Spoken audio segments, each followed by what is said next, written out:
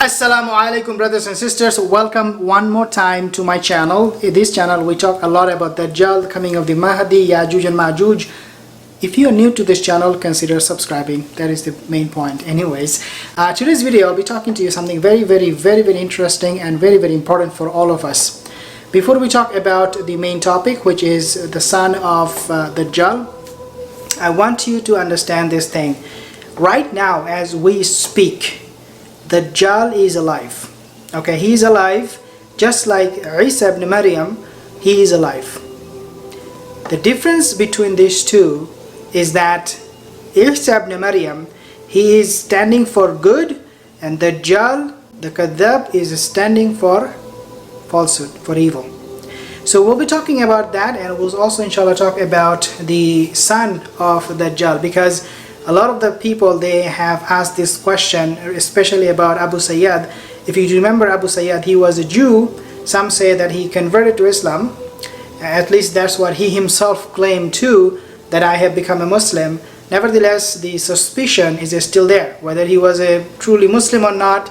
And also, Rasulullah SAW, he was suspicious about Sayyad, Ibn Sayyad, whether he was the Masih, whether he was the Dajjal himself or not. Some of the companions of Rasulullah SAW, they actually swear. For example, Umar bin al-Khattab radiallahu anh. Umar bin al-Khattab radiallahu anh, he swore, he said, I swear that the Sayyid, Ibn Sayyad is the Dajjal. And Rasulullah SAW, he remained silent. What is the story of Dajjal's son? Dajjal's son, his name is Imara. Okay, his name is Imara. And this is according to Dhahabi and Ibn Malik. He used to actually learn, he used to use the hadith of Imara, the son of Abu Sayyad, in his collection of hadith and narrating hadith. So Imam Malik, he used to use the hadith from the son of Dajjal, Imara. These are the two sources we find. They claim that Abu Sayyad, he has a son and his name is Imara. Now we know from other hadiths, from other sources, that Dajjal doesn't really have any children. At the end of the day, the scholars, they concluded saying that Dajjal indeed doesn't have any children. In other words, Ibn Sayyad, he was not Dajjal. Even though the Prophet he was suspicious about him, the companions were very suspicious about him, but nevertheless they concluded that he's not the Dajjal. One very important thing that I also want to make mention about a very interesting hadith of Hafsa radiallahu anh. She said, one day my brother Abdullah ibn Umar radiallahu anh, he was on the street of Medina and he said something to Ibn Sayyad that made Ibn Sayyad very angry. Now this is very important, because if you want to understand when Dajjal will appear, this is $1 million question. When Dajjal will be here, this is the answer. Hafsa radiallahu anhu, she said, my brother said something to Ibn Sayyad and it made him very angry. He was so angry, Abdullah ibn Umar, he said that he was so angry that as if he was filling the entire road. He was huge, he was like ballooned, if you like. That big, he grew like super angry. Hafsa radiallahu anh, she said to her brother, do not disappoint him, do not tease him, do not make him angry. Do you not know? The Prophet ﷺ, he said, Dajjal will appear when he will be very angry.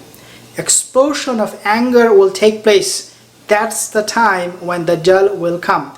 The question obviously begs, is it the time? Is there something happening right now that will make Dajjal angry? That is the question. And dear brothers and sisters, wallahi, we are seeing a lot of things that are happening in the world. A lot of the people, they are not happy with it. Obviously the status quo has been shaken, especially after what happened with the COVID-19. So the question, if you have, whether Dajjal is angry or he is happy, what is going on? My personal humble opinion, again, this is my opinion. You can take it, you can leave it. My opinion is that Dajjal right now is not angry. In other words, his coming is not imminent. Okay, it is not coming right away. The system, the status quo, the way it is right now, It is serving the purpose of Dajjal. If you take a look at Africa, Muslims are struggling, suffering there. If you take a look at what is happening in China, if you take a look at Kashmir in India, if you take a look at Palestine in the Middle East, these all places is a good indication that Muslims were being suppressed by these regimes, by these tyrannical governments that made the Muslim voiceless. We do not have any voice today other than maybe sometimes Erdogan, he will say something here and there, but that is it.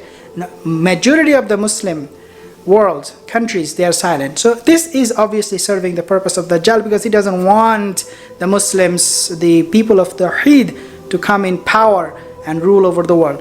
I'm going to be talking to you in a second about the Illuminati, and inshallah you will understand what I mean when I say this Dajjalic system is very much active, just like Dajjal himself. These people are all working behind closed doors. Allahu Alam, we do not know everything. وَيَمْكُرُونَ وَيَمْكُرُ اللَّهُ وَاللَّهُ خَيْرُ الْمَاكِرِينَ. We can only say that they plan, Allah is the best of planners. But take a look at this Illuminati videos, and inshallah you will have a very good idea how active they are. Just before I play the video, I just want to show you something here real quick. Actually, this will be the video, so let's take a listen, because these people, as you can see on the screen, they are practicing what we call today a Freemason. This is a organization, a cult if you like, where they have secret codes that they use. As I said, the Dajjal and his followers, they are very, very active. So take a listen at this video, and then inshallah we can make a few more comments. So they're coming here. This is like a church or something, and then he said that so let's see, we spoke to 3 Masons at the United Grand Lodge of England, and this is like a secret building, like secret code they use everywhere. You will see some signs, okay, you will sign here, sign there, like everywhere you will see signs doing a lot of this. Is one of the buildings. I mean, in one report it said that Freemason, okay, they are present everywhere, every corner of the world. You find Freemason temple, you find them.